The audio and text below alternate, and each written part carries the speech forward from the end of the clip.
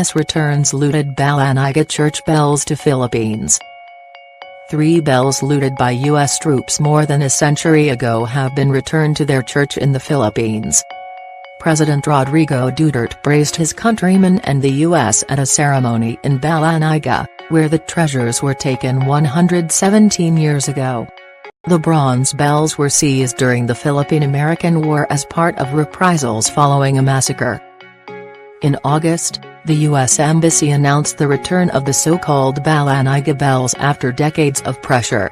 Nobody, but nobody, can claim a singular credit for the generous act of the Americans, Mr. Duterte told a jubilant crowd on Saturday.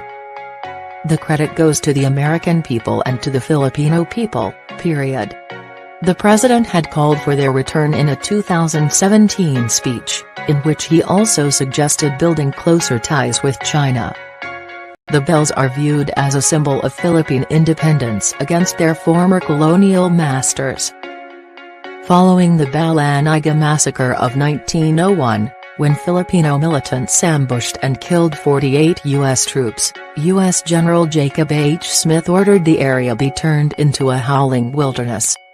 U.S. troops seized the 3 bronze bells as war trophies during the bloody reprisals. Thousands of Filipinos are thought to have been killed.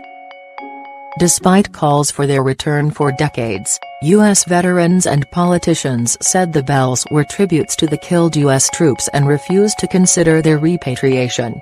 One of the bells was with the U.S. 9th Infantry Regiment in Korea and the other 2 were at a former 11th Infantry Regiment base in Wyoming.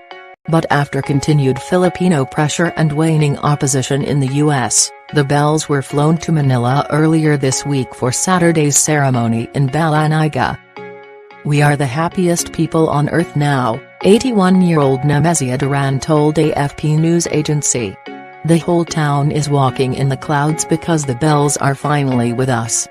However, for some the return struck a more somber note. Constancia Ilaba told AFP the bells gave her mixed emotions given the history surrounding them. "It was painful and you cannot take it away from us," she said. "We can never forget that."